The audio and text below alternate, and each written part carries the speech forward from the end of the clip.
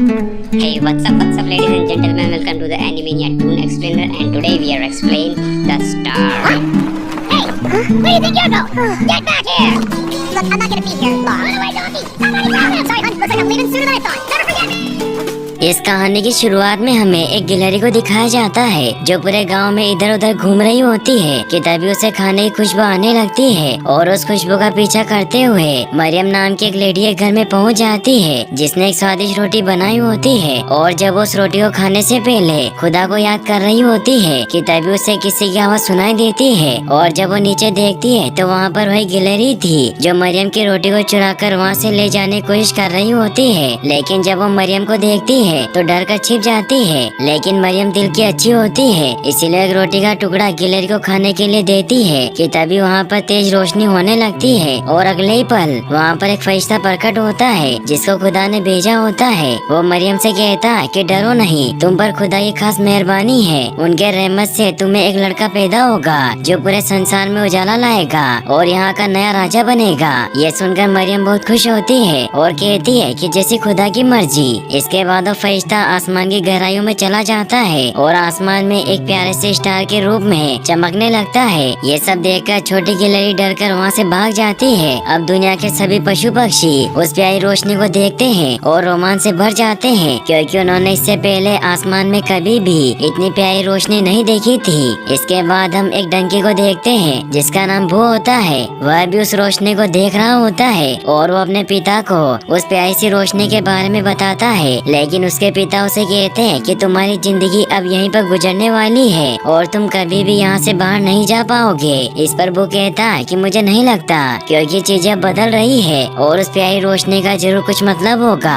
अगले सीन में हम सुबह का समय देखते हैं जहाँ पर वो अब भी अपने पिता के साथ अनाज पीसने का काम कर रहा होता है। तभी वहाँ पर उसका दोस्त डेव आ जाता है जो एक कबूतर होता है। वो डेव से मिलकर बहुत खुश होता है। अब डेव अनाज खाने के बाद वो को पूरे शहर का हाल चाल बताने लगता है कि आज शहर में क्या क्या हुआ और वो को ये भी बताता है कि आज शहर से शाही सवारी गुजरने वाली है। ये सुनकर वो बहुत खुश होता है क्योंकि उसका हमेशा से सपना होता है कि वो शाही सवारी का हिस्सा बने और वो इमेजिन करने लगता है कि वो शाही सवारी के साथ पूरी दुनिया घूम रहा है और दुनिया के सभी जानवर उसे देखकर बू चिल्ला रहे हैं। लेकिन तभी बू के पिता उसे टोकते हुए कहते हैं कि शाही सवारी में एक गधा कभी नहीं हो सकता और तभी शाही सवारी भी इनके बगल से गुजरने लगती है। ये देखकर वो खुद को आजाद करने की कोशिश करने लगता है और वो खुद को आजाद तो कर लेता है लेकिन वो वहाँ से भाग नहीं पाता।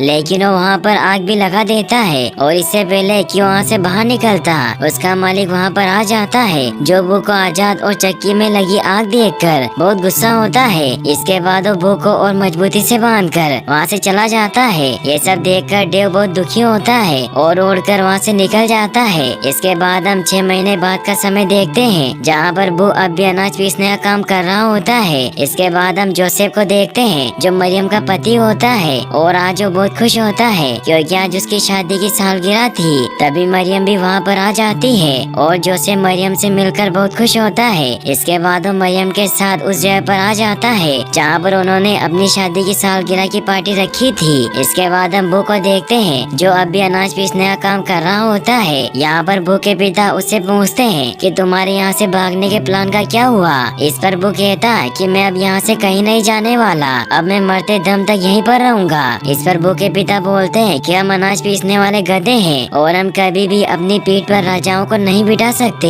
ये सुनकर वो कहता है कि हाँ आप सही बोल रहे हैं, काश मैं आपकी बात पहले ही मान लेता। और वो उदास हो जाता है। वो को उदास देखकर उसके पिता कुछ सोचने लगते हैं और अगले ही पल अचानक से वो नीचे गिर जाते हैं। ये देखकर वो जोर जोर से चिल्लाने लगता है। वो की आवाज सुनकर वो का मालिक वहाँ पर आ जाता है और इस समय बाहर जाने का दरवाजा भी खुला होता है। ये देखकर बू के पिता बू को वहाँ से भागने को कहते हैं क्योंकि बू के पिता ने बीमार होने का नाटक किया था ताकि वो बू को वहाँ से बाहर भेज सके। ये देखकर बू अपने पिता का धन्यवाद करके वहाँ से भागने लगता है और बू का मालिक उसका पीछा करने लगता है। वो अपने मालिक से बचकर पूरे शहर में भाग रहा होता है और उसे भागते हुए उसका दोस्त डेव भी देख लेता है जो बू को आज पहली बार शहर में देखकर बहुत खुश होता है और वो बू को भागने का रास्ता बताने लगता है। इसके बाद बू किसी तरह से बहुत मुश्किल से अपने मालिक से अपना पीछा छुड़ाता है और इस दौरान उसके पैर पर भी चोट लग गई थी, जिससे वो किसी तरह उस जगह पर पहुंच जाता है जहां पर मरियम और जोसेफ की पार्टी चल रही होती है। इसके बाद हम जोसेफ और मरियम को देखते हैं जो पार्टी खत्म होने के बाद साफ सफाई का काम कर रहे होते हैं कि तभी मरियम को बू दिखाई देता है। वो मरियम को देखकर डर रहा होता है, लेकिन मरियम दिल की अच्छी होती है, इसीलिए वो बू के टूटे हुए पैर पर पट्टी बांध देती है और उसे प्यार से सहलाती है। तभी वहाँ पर जोसेफ आ जाता है जो बू को देखकर उसे वहाँ से भगाने लगता है, लेकिन बू वहाँ से नहीं भागता। इस पर मरियम जोसेफ से बू को यहीं पर रहने के लिए कहती है। ये सुनकर जोसेफ मरियम की बात मान लेता है कि तभी उसकी नजर मरियम के पेट पर जाती है और उसे पहली दफा पता चलता है कि मरियम गर्भवती है। इसके बाद मरियम जोसेफ को पूरी बात बताने के लिए ऊपर ले जाती है और उसे सारी बातें बता देती है कि किस प्रकार एक खुदा का फरिश्ता मेरे पास आया जिसने मुझसे कहा कि तुम पर खुदा की खास मेहरबानी है और तुम्हें उनकी रहमत से एक लड़का पैदा होगा जो पूरे संसार में उजाला लेकर आएगा। मरियम की बात सुनकर जोसेफ थोड़ा कंफ्यूज हो जाता है और उसे लगता है कि मरियम के पेट में उसका बेटा नहीं बल्कि खुदा का बेटा है, इसीलिए इस बात को एक्सेप्ट करने के लिए मरियम से थोड़ा समय मांगता है। इसके बाद हम बू को देखते हैं जो मरियम के घर से भागने की कोशिश कर रहा होता है कि तभी वहाँ पर बू का दोस्त डेव आ जाता है जो बू को जब तक उसके पेट ठीक न हो जाए तब तक यहीं पर रुकने की सलाह देता है ताकि वो ठीक होकर शाही सवारी में शामिल होने के सपने को पूरा कर पाए। बू को डेव की बात बहुत पसंद आती है और वो तब तक मरियम के घर पर रुकने के लिए राजी हो जाता है जब तक कि उसका पेट ठीक न हो जाए। उधर हम जोसेफ को देखते हैं जो बहुत सोच विचार करने के बाद आखिरकार मरियम के बेटे को अपनाने के लिए राजी हो जाता है। वहीं दूर रेगिस्तान में हम 3 जादूगरों को देखते हैं जो अपने ऊंट पर सवार होकर उस जादुई बच्चे को तोहफा देने के लिए आ रहे होते हैं जो पैदा होने वाला है। दरअसल इन जादूगरों को उस जादुई बच्चे के बारे में पहले ही पता चल गया था।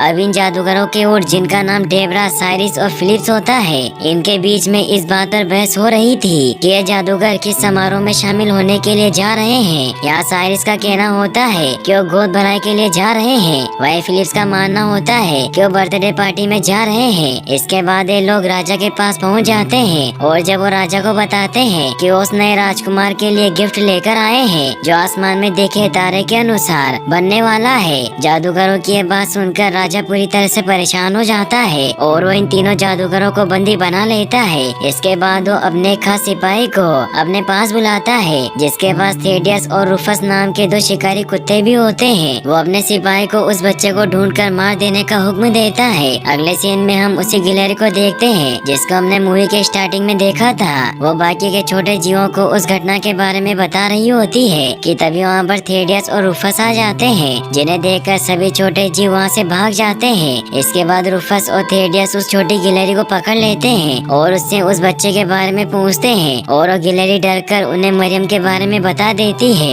इसके बाद वो डॉग छोटी गिलहरी को खाने की कोशिश करते हैं लेकिन उनका मालिक उस छोटी गिलहरी को उनसे बचा लेता है और उसे वहीं पर फेंककर अपने डॉग्स के साथ मरियम की तरफ निकल पड़ता है। अगले सीन में हम मरियम को देखते हैं जो बू को सलाह रही होती है कि तभी जोसेफ उससे कहता है कि इसे ऐसे ही रोक कर रखो। दरअसल जोसेफ और मरियम किसी काम से बेथलेहम सिटी जा रहे होते हैं, इसीलिए जोसेफ बू को गाड़ी से जोड़ना चाहता है ताकि ये उस गाड़ी पर बैठकर बेथलेहम सिटी जा सके। लेकिन बू गाड़ी के साथ जुड़ने के लिए बिल्कुल तैयार नहीं होता क्योंकि उसके दोस्त डेव ने उसे बता दिया था कि अगर वो इनके साथ बेथलेहम सिटी गया तो शाही सवारी में शामिल नहीं हो पाएगा। बू को जिद करता देख मरियम जोसेफ से बोलती है कि इसे जाने दो, हम पैदल ही चले जाएंगे। इसके बाद वो दोनों गेट बंद करके वहाँ से पैदल ही बेथलेहम सिटी की तरफ निकल जाते हैं और वो घर में ही फंस जाता है। इसके बाद हम नकाबपोश को देखते हैं जो अपने दोस्त के साथ शहर में आ गया होता है और लोगों से मरियम के बारे में पूछते हुए मरियम के घर तक पहुँच जाता है जहाँ पर उससे मरियम नहीं मिलती। लेकिन नकाबपोश के डॉग बू को देख लेते हैं और उससे मरियम के बारे में पूछने लगते हैं, लेकिन बू समझ जाता है कि लोग मरियम को नुकसान पहुँचाना चाहते हैं, इसीलिए इन लोगों को मरियम के बारे में कुछ नहीं बताता। लेकिन नकाबपोश के डॉग बू के पैर में बंधे कपड़े को देख लेते हैं और उस कपड़े की गंध का पीछा करते हुए मरियम की तरफ निकल पड़ते हैं। बू इन लोगों को मरियम के पीछे जाता देखकर परेशान हो जाता है और अपने दोस्त डेव के साथ मरियम को बचाने के लिए निकल पड़ता है। लेकिन हम देखते हैं कि नकाबपोश के डॉग वहाँ से कहीं नहीं गए होते। दरअसल ये इन डॉग्स का प्लान होता है और अब वो बू का पीछा करना शुरू कर देते हैं। दूसरी तरफ हम बू को देखते हैं जो डेव के साथ लगातार आगे बढ़ रहा होता है। डेव बू को मरियम तक जल्द पहुंचाने के लिए उसे छोड़कर रास्ते से ले जाता है और कुछ समय बाद वो एक गहरी खाई के पास पहुंच जाता है। इस गहरी खाई को देखकर बू पूरी तरह से डर जाता है, लेकिन डेव के समझाने पर वो खाई में उतरने के लिए तैयार हो जाता है और बहुत मुश्किल से किसी तरह नीचे उतरता है। यहाँ पर बू एक रुथल नाम के भेड़ से मिलता है जो बू को बताता है कि उस शाइनिंग स्टार का पीछा करते हुए बेथलम सिटी तक पहुँचना चाहती है, क्योंकि उसे पता होता है कि एक मैजिकल बेबी का जन्म होने वाला है जो आगे चलकर बेथलम का राजा बनेगा। इसके बाद वो बू को खाई से नीचे उतरने में मदद भी करती है। अब बू रुथल और डेव के साथ बेथलम सिटी की तरफ निकल पड़ता है और हम देखते हैं कि नकाबपोश भी ऊपर से इनको जाते हुए देख रहा होता है। अगले सीन में हम तीनों ऊँटों को देखते हैं जो किसी तरह से छुपते हुए राज दरबार में पहुंच जाते हैं, जहां पर इन्हें पता चलता है कि राजा को अभी तक मैजिकल बेबी के बारे में कुछ भी पता नहीं चला है, जिस बात से वो अपने मंत्री पर बहुत गुस्सा होता है। इसके बाद वो तीनों जादूगरों को आजाद कर देता है और कहता है कि जाओ अपने होने वाले राजा को ढूंढकर उन्हें उपहार दो और जब वो मिल जाए तो मुझे भी बताना ताकि मैं भी यहाँ के नए राजा को देख सकूं। दरअसल ये सब राजा की चाल होती है ताकि उन जादूगरों का पीछा करके उस बेबी तक पहुंचकर उसे खत्म कर सके। दूसरी तरफ हम जोसेफ को देखते हैं जो मरियम के साथ लगातार आगे बढ़ रहा होता है। तभी वो देखते हैं कि बू भी वहाँ पर आ जाता है। इसके बाद बू मरियम को उस नकाबपोश के बारे में बताने की कोशिश करता है, लेकिन मरियम बू की बातें नहीं समझ पाती। तभी बू देखता है कि नकाबपोश भी अपने दोस्त के साथ वहाँ पर आ गया है और वो मरियम को ढूंढ रहा होता है। ये देखकर बू डर जाता है और मरियम को खींचकर मेले की तरफ ले जाने लगता है, लेकिन नकाबपोश भी अपने दोस्त के साथ मेले में आ जाता है और वो अपने दोस्त को एक खम्बे से बांधकर मरियम को ढूंढने लगता है कि तभी उसे मरियम दिख जाती है जो कुएं से पानी भर रही होती है। मरियम को देखकर नकाबपोश मरियम को मारने के लिए उसकी तरफ बढ़ने लगता है और जब वो नकाबपोश को मरियम की तरफ बढ़ता हुआ देखता है तो पूरी तरह से डर जाता है। यहाँ पर रुथल और डेव नकाबपोश को रोकने की कोशिश करते हैं, लेकिन ऐसा नहीं कर पाते।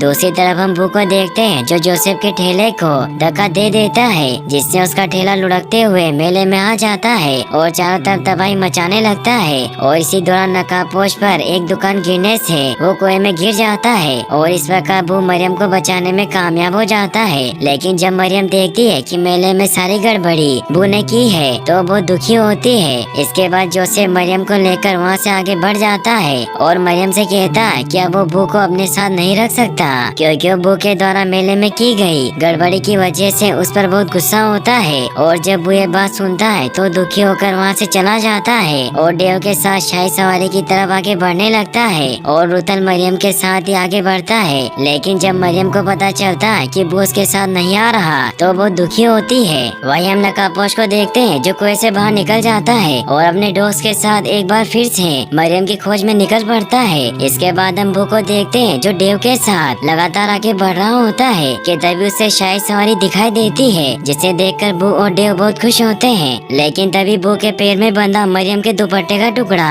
उसके पैरों से खुलकर आसमान में उड़ जाता है और जब बू उस कपड़े को उड़ते हुए देखता है तो उसे एहसास होता है कि इस समय मरियम को उसकी जरूरत है, इसीलिए वो शाही सवारी में शामिल होने के अपने सपने को छोड़कर डेव के साथ मरियम की तरफ निकल पड़ता है। वहीं दूसरी तरफ हम मरियम और जोसेफ को देखते हैं जो लगातार आगे बढ़ रहे होते हैं कि तभी उनकी गाड़ी खराब हो जाती है। ये देखकर मरियम जोसेफ की मदद करने की कोशिश करती है और उसे कहती है कि ये सब खुदा की मर्जी है, उन्होंने इसके लिए हमें चुना है। लेकिन जोसेफ मरियम की बात से एग्री नहीं करता और वो मरियम से कहता कि खुदा ने इसके लिए हमें क्यों चुना, हम खुदा के बेटे का भार क्यों उठाए। जोसेफ की बातें सुनकर मरियम बहुत दुखी होती है और वहाँ से अकेले ही निकल जाती है। मरियम को जाता देख जोसेफ को अपनी गलती का एहसास होता है, लेकिन तभी बू भी वहाँ पर आ जाता है जो जोसेफ को धक्का मारकर मरियम से माफी मांगने को कहता है। इसके बाद जोसेफ ऐसा ही करता है और वो मरियम से माफी मांगने के लिए उसके पास जाता है और मरियम भी जोसेफ को माफ कर देती है। और जब मरियम बू को देखती है तो बहुत खुश होती है, क्योंकि अब जोसेफ की ट्रॉली खराब हो गई थी, इसीलिए बू मरियम को अपने ऊपर बिठा लेता है। और इसके बाद ये सब बेथलेहम की तरफ निकल पड़ते हैं। वही हम नकाबपोश को देखते हैं जिसको मरियम के दुपट्टे का टुकड़ा मिलता है, जिसका पीछा करते हुए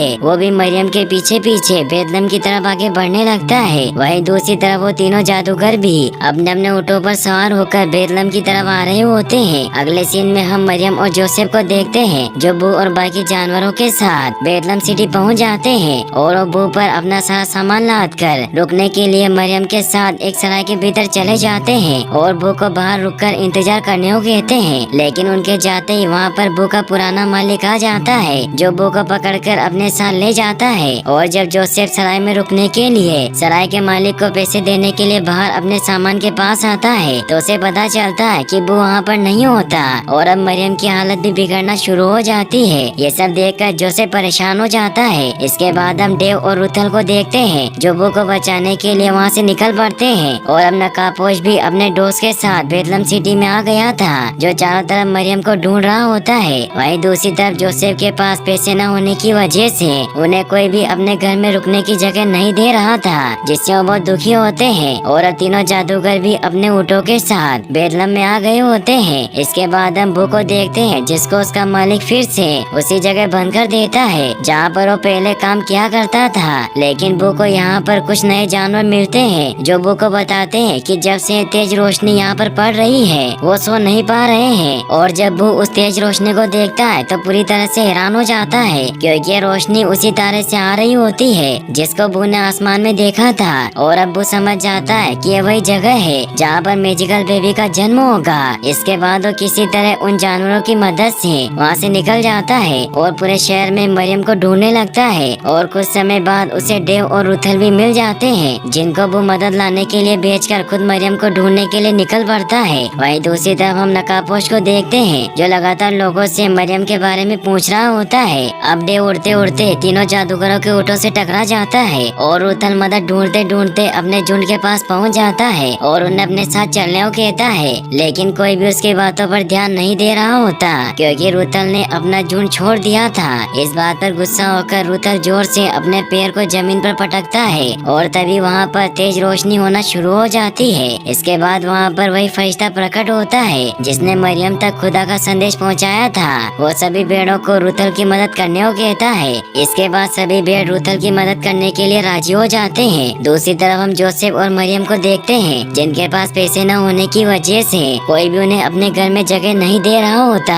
इस बात से वो दोनों दुखी होकर वहीं पर बैठ जाते हैं कि तभी बू उनको देख लेता है और वो मरियम को अपनी पीठ पर बिठाकर उस जगह की तरफ निकल पड़ता है जहाँ पर उस तारे की रोशनी पड़ रही होती है। लेकिन नकापोश भी इनको जाते हुए देख लेता है और वो भी अपने दोस्त के साथ उनकी तरफ बढ़ने लगता है। दूसरी तरफ बू मरियम को लेकर उस जगह पर आ जाता है जहाँ पर वो रोशनी पड़ रही होती है। यहाँ पर बाकी के जानवरों ने साफ सफाई भी कर दी होती है। लेकिन जब जोसेफ उस जगह को देखता है तो परेशान हो जाता है और कहता है कि क्या मेरा बेटा इस छोटी सी जगह में पैदा होगा। इस पर मरियम जोसेफ को समझाती है और कहती है कि सब खुदा की मर्जी है और वहीं पर बैठ जाती है। तभी बू को किसी की आवाज सुनाई देती है और जब वो बाहर आकर देखता है तो वहाँ पर नकापोश के दोनों डॉग्स होते हैं जो बू पर हमला कर देते हैं। लेकिन वहाँ पर बू भी उनका सामना करता है। लेकिन तभी वहाँ पर नकापोश भी आ जाता है जो बू को घायल करके मरियम की तरफ बढ़ने लगता है। लेकिन इससे पहले कि वो मरियम को कुछ नुकसान पहुँचाता वहाँ पर रुथल अपने साथी भेड़ों के साथ आ जाता है जो उस नकापोश पर हमला कर देते हैं। और इससे पहले कि नकापोश भेड़ों के हमले से संभल पाता वहाँ पर डेव भी उन तीन ऊँटों के साथ आ जाता है जो आते ही नकापोश पर हमला कर देते हैं और उसे उसके दोस्त के साथ एक चट्टान से लटका देते हैं। वो जब उन्हें लटका हुआ देखता है तो उसे इन पर तरस आ जाता है और उनकी मदद करने की कोशिश करने लगता है कि तभी इनको एक बच्चे के रोने की आवाज सुनाई देती है और ये समझ जाते हैं कि अब मैजिकल बेबी का जन्म हो चुका है। यह देखकर नकापोश गुस्से में आ जाता है और खुद को बचाने के लिए अपने दोस्त को नीचे खाई में फेंक देता है। ये देखकर बू उन्हें बचाने के लिए उनके साथ ही कूद जाता है। वहीं दूसरी तरफ नकापोश अपनी तलवार की मदद से बाहर निकलने की कोशिश करता है लेकिन ऐसा करने में फेल हो जाता है और गहरी खाई में गिरकर मारा जाता है। वहीं हम बू को देखते हैं जो अपनी बहादुरी और अपने दोस्तों की मदद से किसी तरह दोनों दोस्त को बचाने में कामयाब हो जाता है। अब दोस्त को भी अपनी गलती का एहसास होता है कि वो गलत आदमी का साथ दे रहे थे। इसके बाद सभी जानवर बू के साथ मैजिकल बेबी के पास आ जाते हैं। सभी उसे देखकर बहुत खुश होते हैं। तभी वहाँ पर वो दोनों डॉग्स भी मैजिकल बेबी को देखने के लिए आ जाते हैं। लेकिन सभी जानवर उनको मैजिकल बेबी को देखने से रोक देते हैं क्योंकि उन्होंने मैजिकल बेबी को मारने की कोशिश की थी। लेकिन बू उन्हें मैजिकल बेबी को देखने देता है और वो दोनों मैजिकल बेबी को देखकर बहुत खुश होते हैं। इसके बाद वो दोनों अच्छे डॉगी बनने की कसम खाते हैं। कुछ देर बाद वहाँ पर तीनों जादूगर भी आ जाते जाते हैं, जो अपने होने वाले राजा को देखकर बहुत खुश होते हैं और उनको उपहार देकर उनके सम्मान में अपना सिर झुकाते हैं। इसके बाद वहाँ पर मौजूद सभी जानवर भी अपने होने वाले राजा के लिए सिर झुकाते हैं और यहीं पर इस मूवी की